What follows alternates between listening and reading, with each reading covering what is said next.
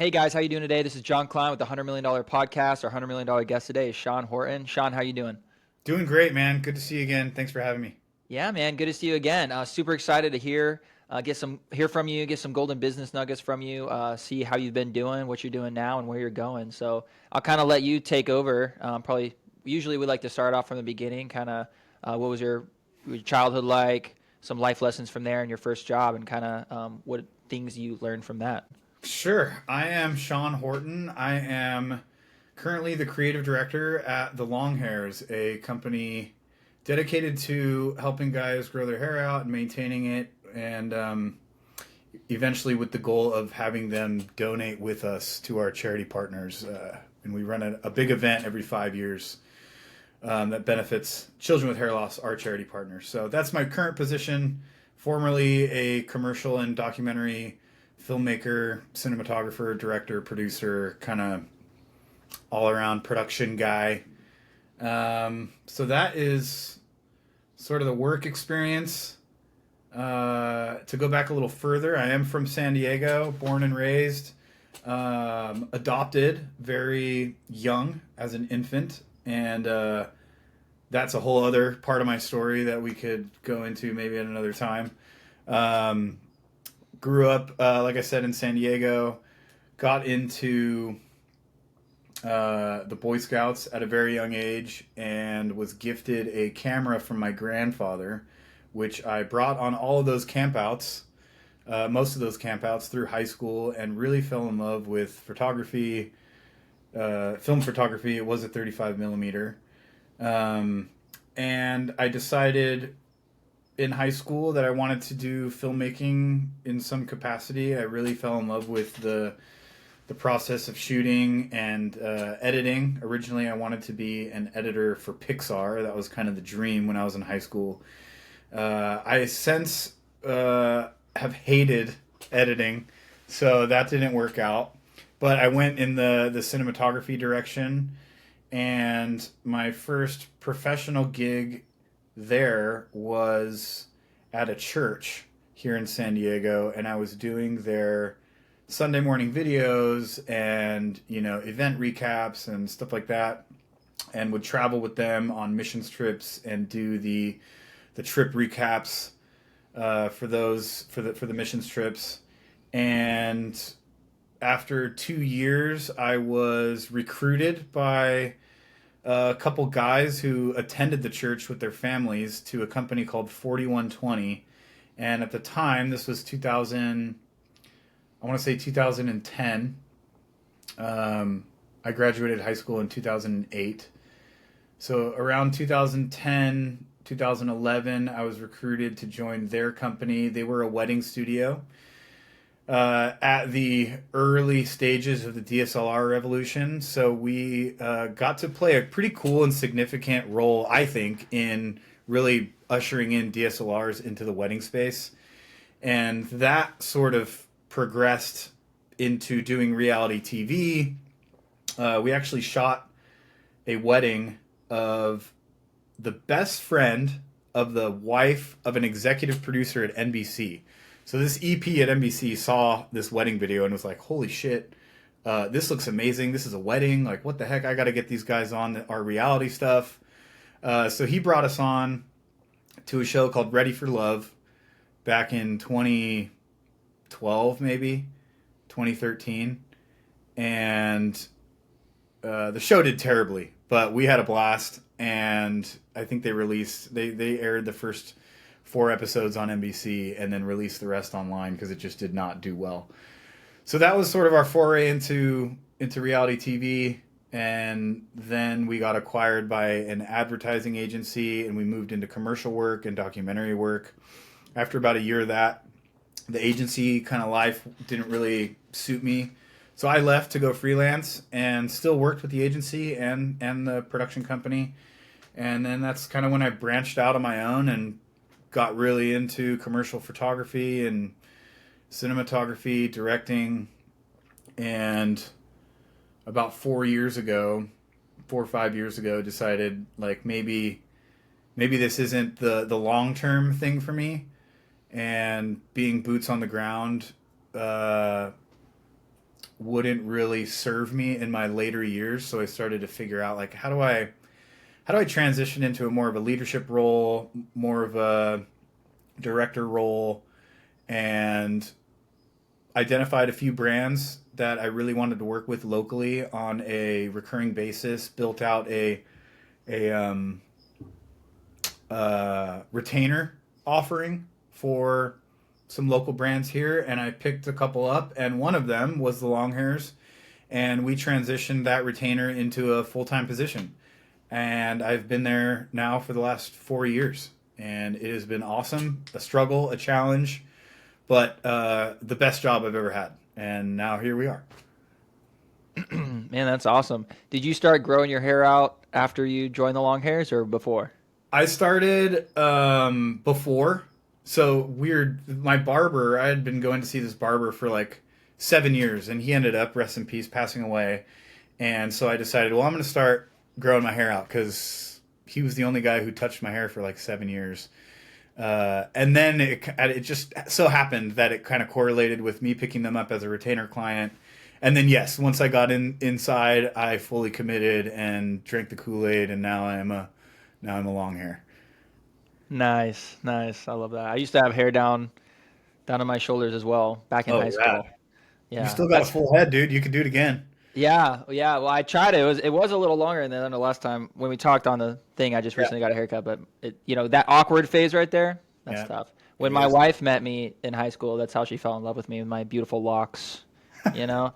And Nice. she was nervous for me to cut them after like 4 years of us dating, and then but she was like, it's. I was tired of eating my hair, so it needed Uh-huh. to happen, and Yep. yeah, And and you I'm like, find it man, everywhere. It's all over the place. yeah. I'm like between me and my wife, like there's plenty of her hair everywhere in the house to Yep. and to go around. So there's that. And my son too. My son's got long hair down to his shoulders too. Oh, dude, we'll have to send you some stuff. Yeah, he's got thick. He's blonde. I don't know why both my wife and I are brunette, but he's thick blonde curls, and he's never had his hair cut ever. So he's growing it out full How style. old is He's he? when he's 3, almost about to Okay. be 4. Okay. And Cool. but he had like a mullet going on. His like front never grew. Only the back of his head grew. So for the longest time, he's had like such a flow, like a mullet Yeah. flow. Super Sick. funny, but that's awesome. So tell me about the freelancing. How did you do that? How did you kind of set up that business? Did you kind of take Um, it? These other guys, I mean, they were technically just contracting. So when you say freelance, I mean, you kind of went on your own business. It's just you were the only employee. Correct. So when I left the agency, I really operated just as me as Sean Horton for a couple years.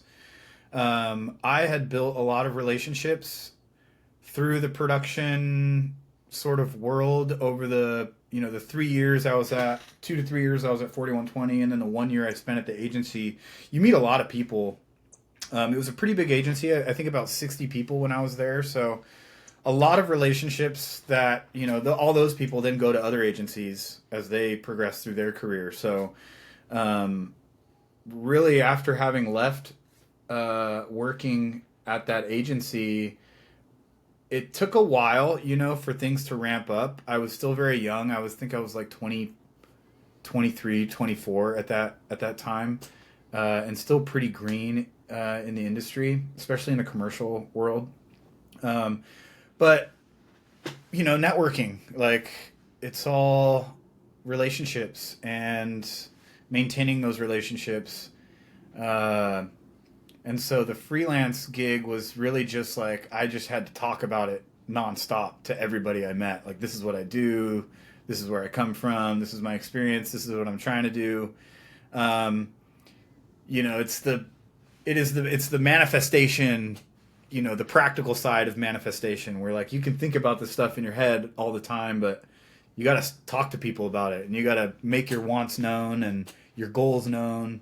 And so I did a lot of that, and uh, yeah, it all just you know kind of snowballed after that first year, and word gets out, word of mouth goes around. Again, like, all those people I worked with, they have all since gone on to work at other agencies or start their own, and you stay top of mind with those folks. They end up calling you eventually, and yeah. So spent about I want to say 6 or 7, maybe 8 years as a freelancer, and eventually did incorporate, got an LLC, but still it was just me.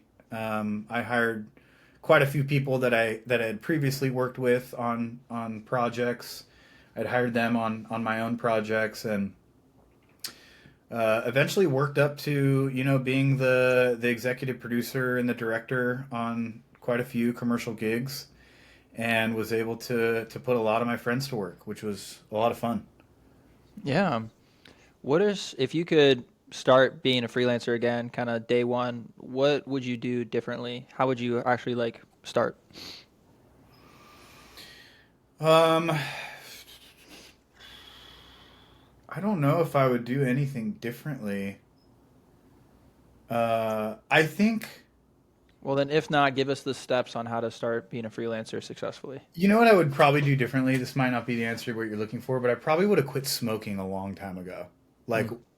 I was a smoker for so long, and that is like I look back at that, like just stinking all the time, and like part of being pleasant to be around is like not smelling like an ashtray.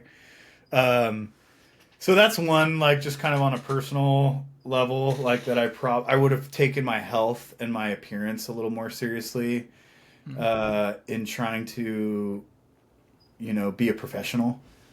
Um, but going back to your second question, like, how do you get started as a freelancer? It's I something I learned from the church world, which is ancient history for me at this point, but something I took from that was there was a point in my life as an evangelical that I was very much called to, like, missions and overseas work and things like that. And something that a former mentor of mine told me, Josh Carter, was like, if you're looking for how to get involved, like, go where the work is being done. And that's something that's always stuck with me. Instead of trying to start your own thing raw, identify who's doing the type of work that you want to do, and go to that place, go to that person, offer your whatever skills you may have. And if you're just starting out, they may be few. um, but yeah, go where the work's being done, identify the people you want to work with, literally make a list, of the people, the companies, organizations that you'd like to work with, and figure out where those people get their information from. Start consuming that information, and then also identify your colleagues.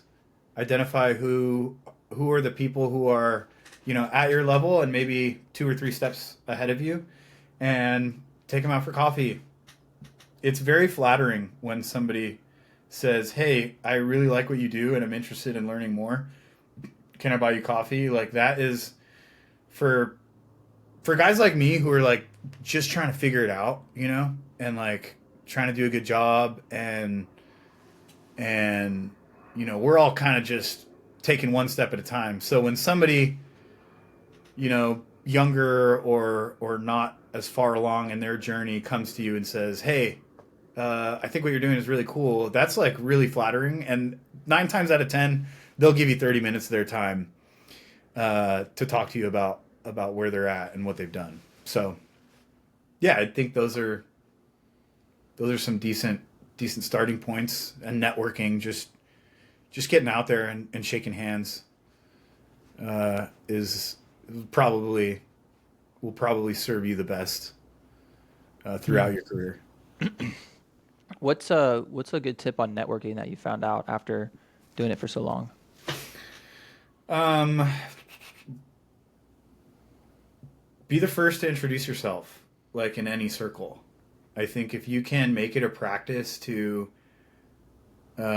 be comfortable, or at least it is uncomfortable, like, start it when you're starting, and maybe you've never walked up to a circle and just been like, "Hey, how's it going? I'm Sean." That is the key, like, to always go first.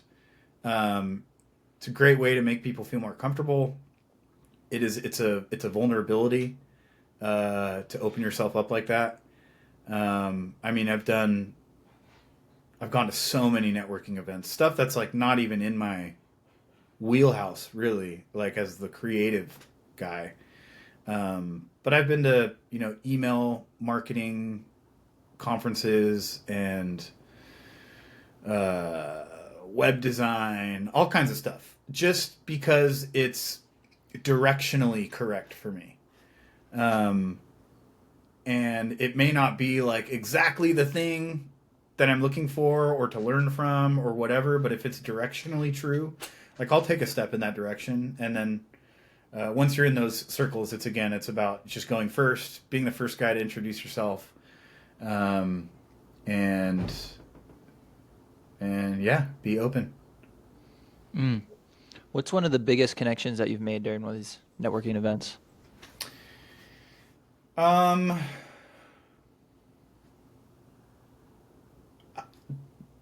the biggest one in recent memory is a woman named Sarah that I met at a coffee, hot coffee, cool people.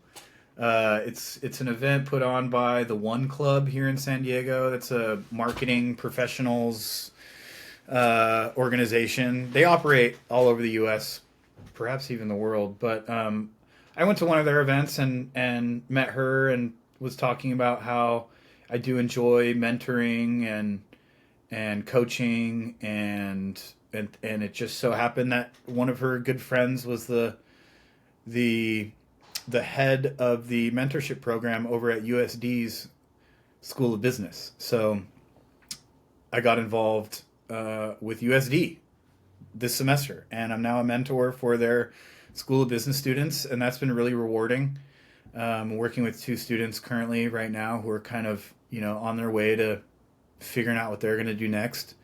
So that's that you're not getting paid, but it's been really fulfilling. So that's probably the most important one in recent memory, and that's kind of that's a building block in my resume. Like this, Mm. as a creative director, your role is to coach and to mentor and to sort of guide folks on their not only their professional journey but their creative journey too, and like helping them find their own style or their best their the best way that they work. So this has been another little sort of block in that foundation of like leadership training. I consider it like it is leadership training for me, with some relatively low stakes. Not to say that like what I talk to these students about isn't important, but it's not a job. It's not anything like that. And yeah, it's been a cool experience so far. Yeah. What what as a mentor, what are some things like key takeaways that you want your mentorees to take away or remember you by, or some things are like, oh, I remember Sean told me this. Mm. I mean, I'm full of like all kinds of little like sayings and quips and things like that. And I'm sure they pick up on some of those things. But I think what I would want, what I hope a mentee gets from me is a direction to move in. A lot of times, and I've mentored folks outside of this program at USD as well. But the first question I always ask is like, what do you want out of life? Not let's not even talk about work or school, but like, what do you see like a fulfilled life look like for you in 30 years? What does a fulfilling career look like to you if you were to look back? And like, what does it actually look like your day to day? Like, does it look like you're working? Does it look like you're chilling? Does it look like you're teaching? And then we can kind of start to work backwards. Uh, so yeah, a direction to move in. So I don't think that there's a map for anyone in this life. And so if I can sort of help identify like a true north for them, whether that's like, what do you enjoy doing day to day? Do you like being creative? Do you like being analytical? Do you like being strategic? Like if we can sort of identify like those directions and what connects with them, we can kind of start taking steps in that direction. So that's what I really want is like for people to just move in a direction that feels correct and true for them. Um, and there's not. I always say like I don't have the answers for you, but maybe we can work on getting you just moving in the right direction Hmm. and taking some preliminary steps. What are some skills like as you said, you like adding, blocks, building blocks to your resume, to your skill levels and stuff like that. What are some skills that you suggest somebody, listening to this that say doesn't have any skills, per se? Everybody's got skills, but say they don't have a good resume of it. What were some skills that you would say they go learn first? Uh, I think communication is a huge deal. If you can learn to communicate effectively and clearly, um, that will carry you through any role, any career, any job. Um,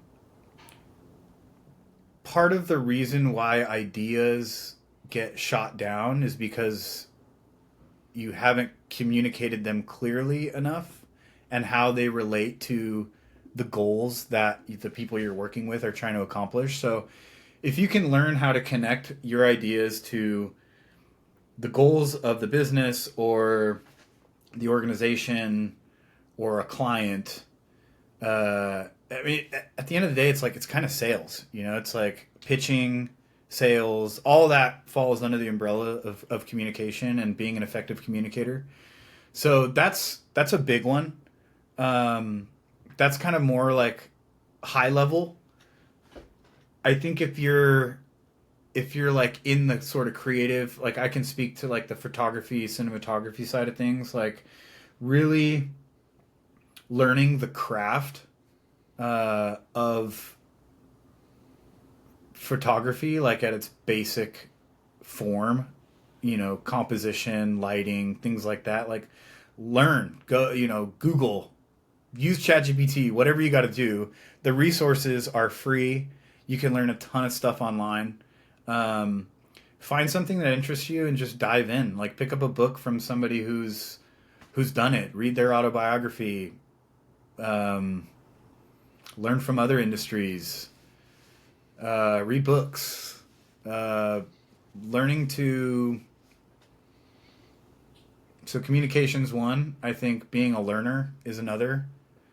Just be a voracious learner, and don't pigeonhole yourself into one type of person you like to learn from, or one podcast or one YouTube channel, but expand the horizons a little bit and just soak it all up. Yeah. If learning is a skill, which is, if you can become a better learner, then it would be a skill. But how can somebody how can somebody become a better learner? What does that look like? For me, it's dedicating time to it and like actually blocking out time. Like my mornings are for learning. So I wake up and I crack a book and I read for an hour every morning.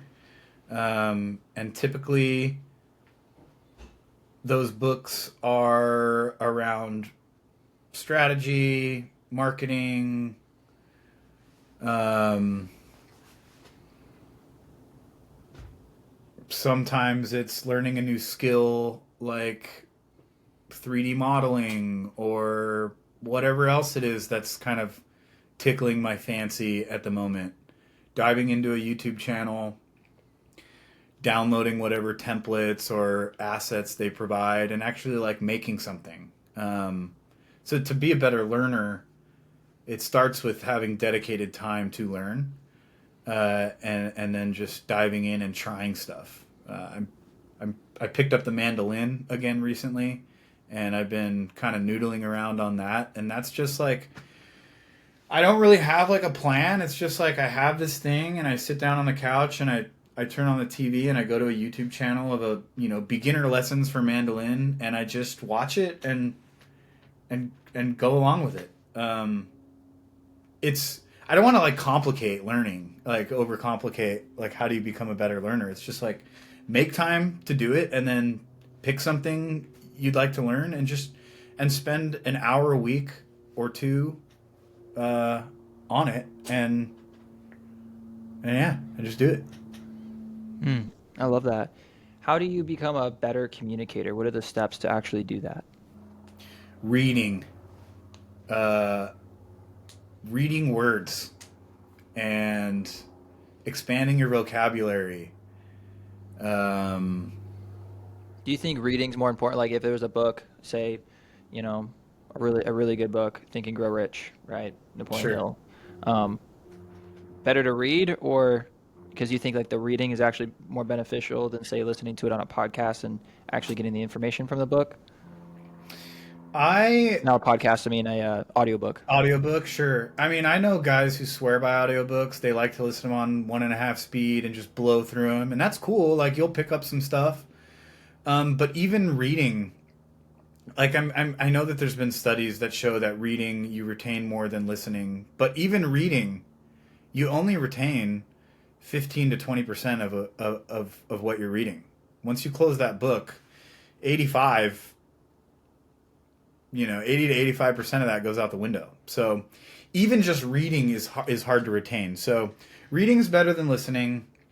Reading over and over again is better than reading. And then teaching is better than reading. Once you have to teach somebody, you really have to have an understanding of the subject. So I'd say start with audiobooks if reading just is like a drag for you and it makes you sleepy and you can't do it, like then yeah, throw an audiobook on in the car and start there. Uh, if you want to retain a little more, you can read along with the audiobook. I know some folks who do that, but I'm just, I'm kind of a traditionalist in that sense. Like I really like holding a book. I like having the books on my shelf after I complete them. It makes me feel better about myself or whatever. But yeah, to be a better communicator, I think reading is a big thing. Just learning new words, like it sounds so elementary, but um, learning new words, expanding your vocabulary is a big part of communication. It helps you put more pointed definitions on your thoughts. Sometimes you don't have the words to communicate. You just don't have the words, and so you got to like literally learn the words. Um, so yeah, and then just get out there and have more conversations and talk to professionals. Get in circles again. Going back to the networking thing, like get in circles with folks who are smarter than you. If you're the smartest person in the room, you're probably in the wrong room.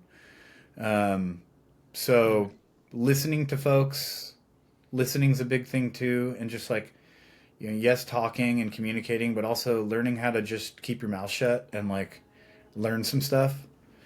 Um, yeah, yeah. Mm, I love that. Tell me some books that you like that you would suggest somebody read.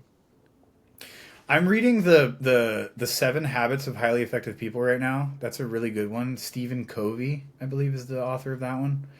That's a really great book if you're looking for sort of a higher level.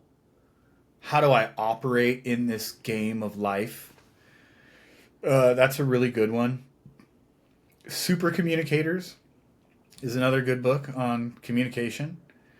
Um, on the marketing side, I really really liked these two books called Positioning and the 22 Immutable Laws of Marketing. They're written by two co-authors, both of them the same two co-authors, Jack Trout and the other guy. I can't remember his name. But those two are really good. Very basic, very quick reads. You can get through them in half a day. Um, Influence by Robert Cialdini, I believe, is who wrote that book. Influence is really good. It's absolutely terrifying if you've never become acquainted with sort of some of the dirty tricks of marketing, but it's very illuminating, very eye-opening. Um, I think yeah, those are a good place to start. I think that's four, Yeah. maybe 4 or 5. That's how I feel when I read 48 Laws of Power. I was like Yes, scared. I was like, this is I just horrifying. finished that. Yeah. Yeah, it's one of those things where it's like, huh? I don't think I would ever suggest that book to somebody because I'd be like afraid of, how seriously, not how seriously going to take it, but like, I don't know. I For feel like what? you have to have like a mental strength enough to like know what's like, I don't know. It's just like manipulation. It's just so, Yes, he's not wrong. It's a truthful book for sure. I mean, yes. And it's I mean, there's a reason like it was banned. Like they say it was banned in prisons. Because it was prisoners were getting over on guards with some of the info in this book. Um, but yeah, that is a really interesting read. You have to, you got to come from a place of curiosity and under, when you get into a book like 48 Laws of Power or Art of Seduction, if you want to talk about another Robert Greene book, or Influence, you got to come from a good foundation of integrity and just having a good understanding of who you are as a person, because it's really easy to be kind of led down these paths of manipulation, when you first dive into these books.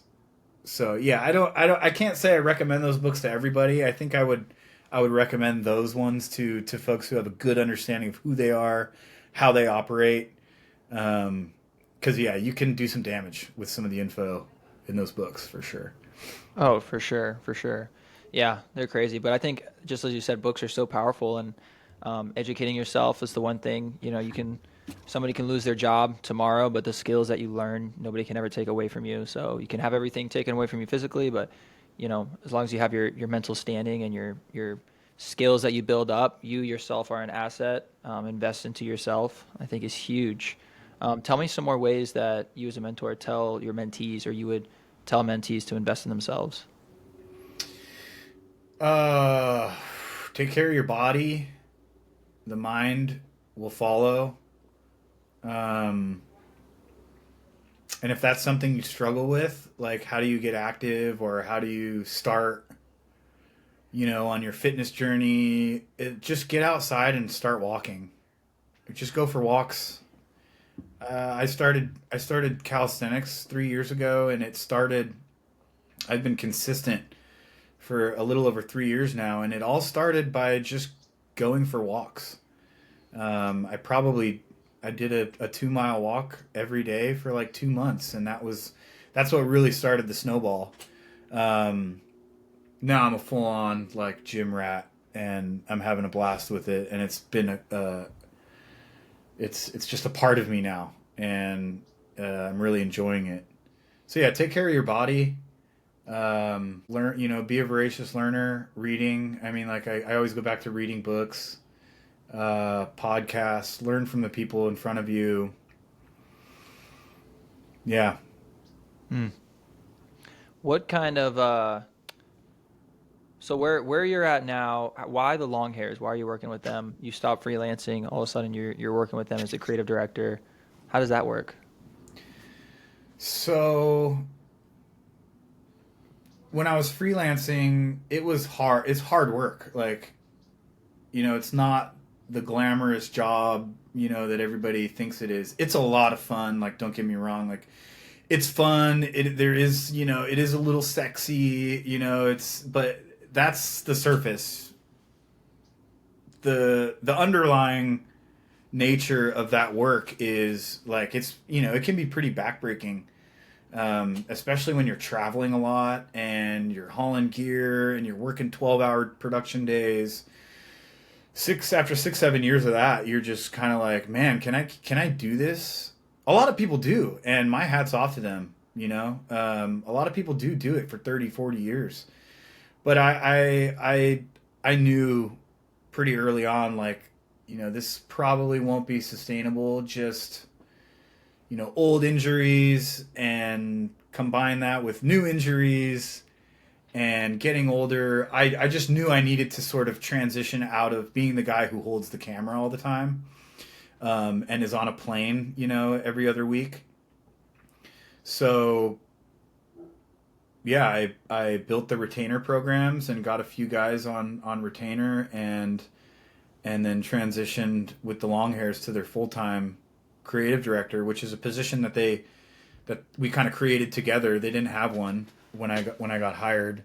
And you asked why, like why the Longhairs? Well, they are a company that I believe like should exist in the world. There's not a lot of companies. There's a lot of companies that provide value, to people, and they solve problems, and that's incredible. And you can take that a step further, and there's some companies that like the world would be a worse place if this company didn't exist. And I really believe that about the Longhairs. Like the philanthropy, the partnership with the nonprofit Children with Hair Loss, like we are a net good in the world, and it's what's kept me there for 4 years through some really really hard times. And yeah, I'd say that's why. It's been the most fun I've ever had in a job. It's been some of the most fulfilling and rewarding work that I've done. And so, if you can do all that stuff and make some money also, like, dude, don't let that go, and do your best to grow that partnership, look at it as a partnership, and take ownership over your role, and do your best. Just try to do a good job. I like it. I like it. So where are you guys at now in the business, and what's your plan for the next 2 years? So we are talking right now. It is currently Cyber Week. So we're in the middle of our Cyber Week right now, and we are coming off of the best Black Friday in company history, the best November in company history, the highest revenue month. So right now we're like in a pretty good spot.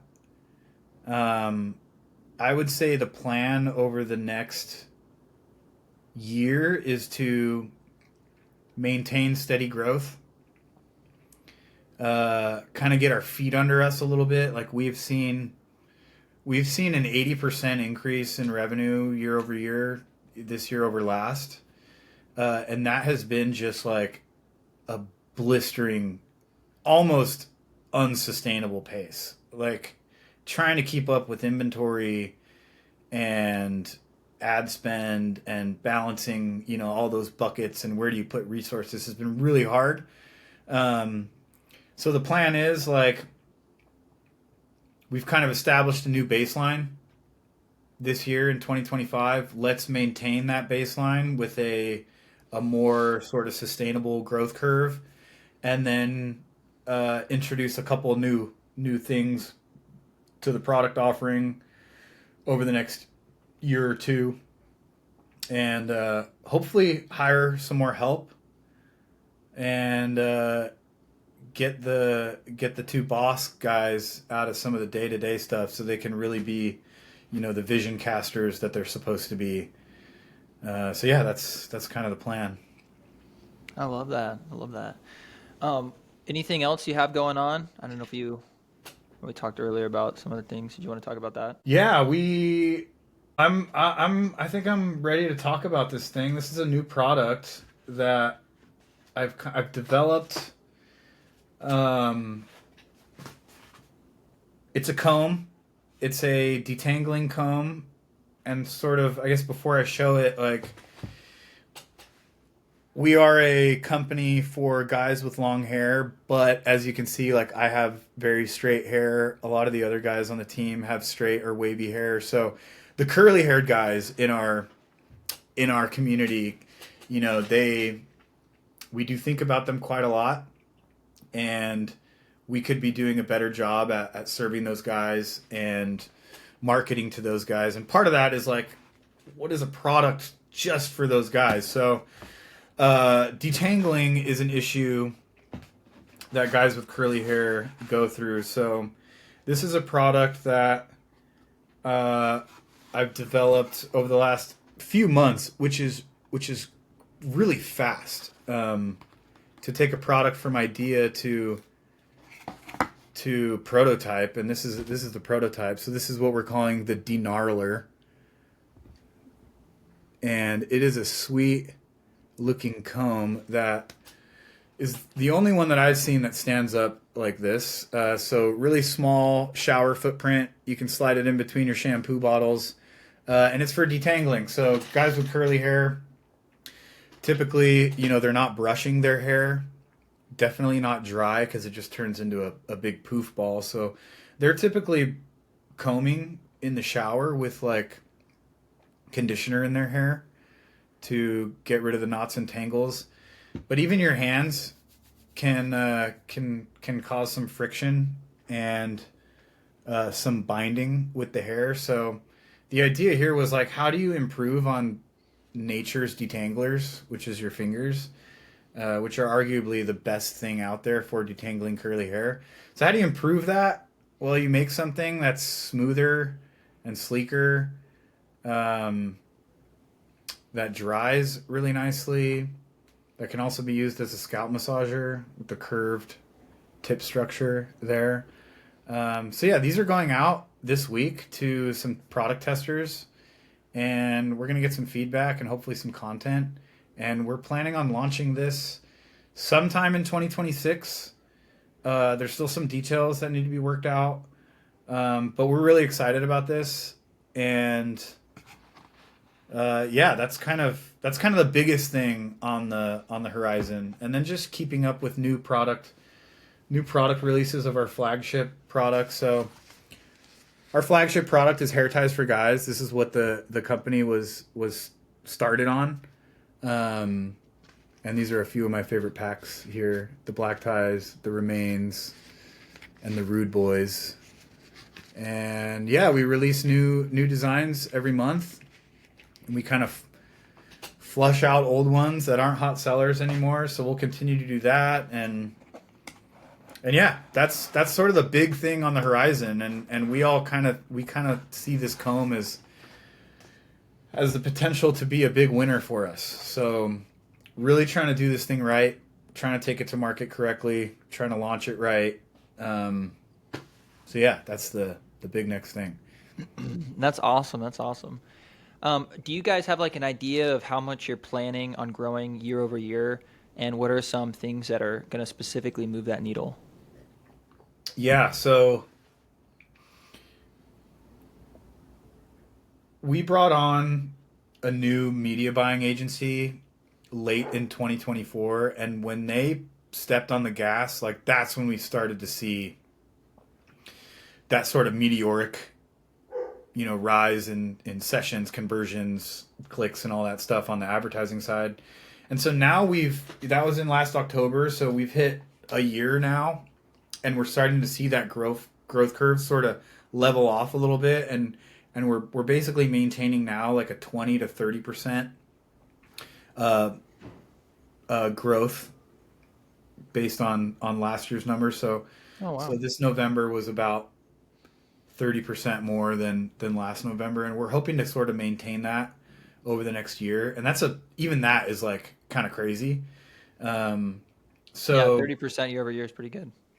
yeah, but that feel like to us after coming off 2025 of just like, dude, we can't, like, this is insane. That is like way more manageable for us. So how do we do that? We are going to be investing in more content creation partnerships in 2026.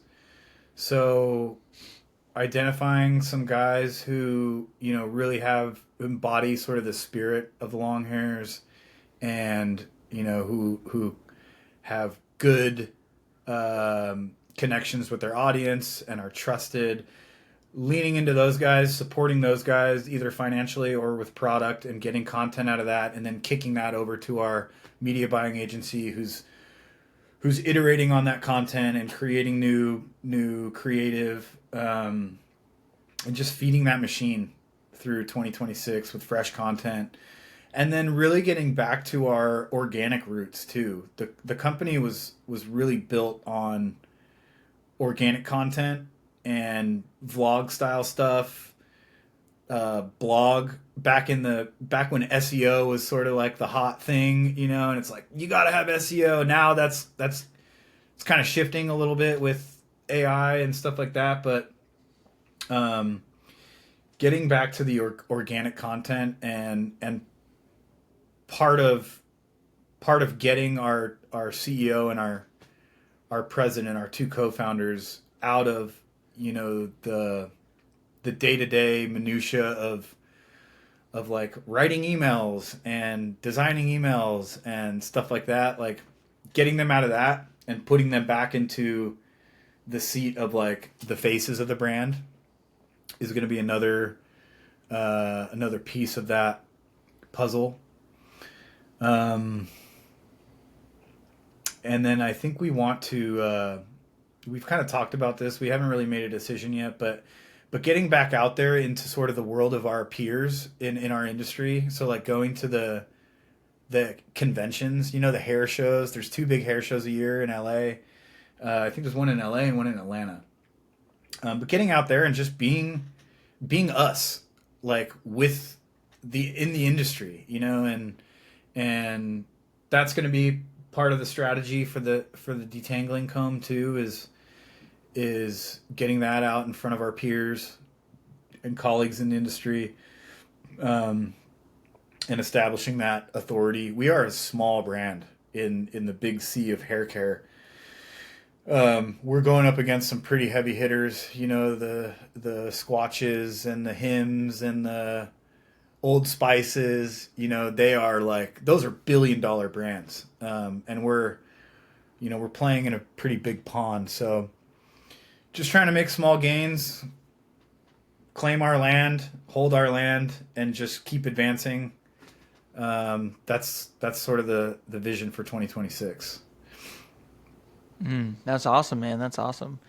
Any other advice, anything that's been on your mind lately that you want to share?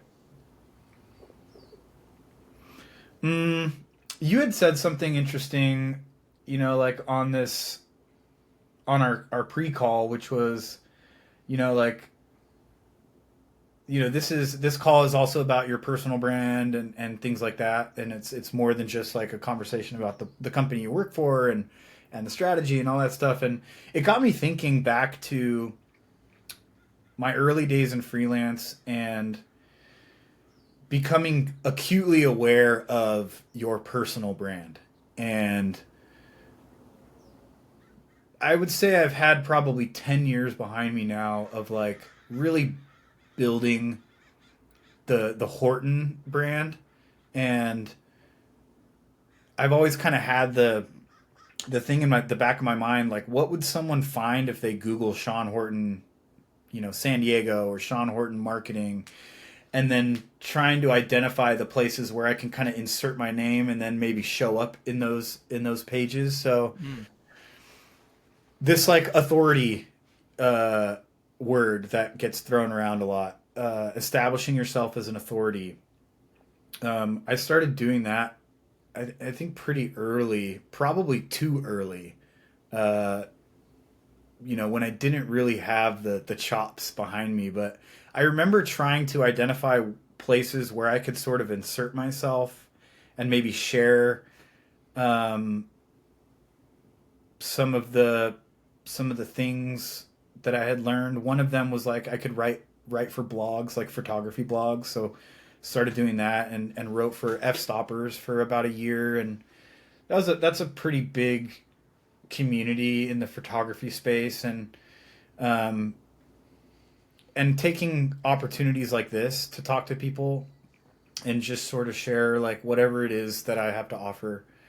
So yeah, I think like, yeah, be aware of what your personal brand says about you, and that goes beyond just like what it is that you do, but it's also about who you are and what what do people think of when they think of, your name? And ultimately, like, I want people to have a pleasant and hopefully valuable experience when they work with me. And that has not always been true. Like, I am the first to admit, like, I've been pretty difficult to work with. And I'm still working on it. I can be a little prickly sometimes. I can really push folks.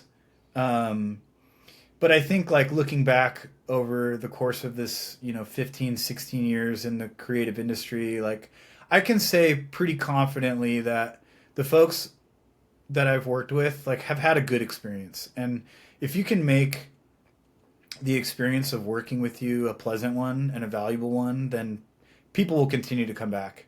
And just do your best. Like, try. Like, just try. Don't phone it in. I still get nervous, sometimes before big stuff, big projects or whatever. Like, I'm still the young creative guy on the inside who's like, dude, do I have what it takes? And imposter syndrome will always be there. And you just got to push through and work on your personal brand and try to be nice to people. Do good work, be nice to people, shake as many hands as you can. If you can remember those three things, you'll probably go pretty far. Podcast? Yeah. Sean, thank you so much for coming on. This is the $100 Million Podcast. Sean's contacts and everything is going to be in the description. Go check them out. Go check out the Detangler, this new comb he's coming out with. Check out some new hair ties that they got. If you guys have any questions, please let us know in the comments. Reach out to Sean. Also, subscribe. Share this with somebody who's going to find value in this content. And have a good one, guys. Peace.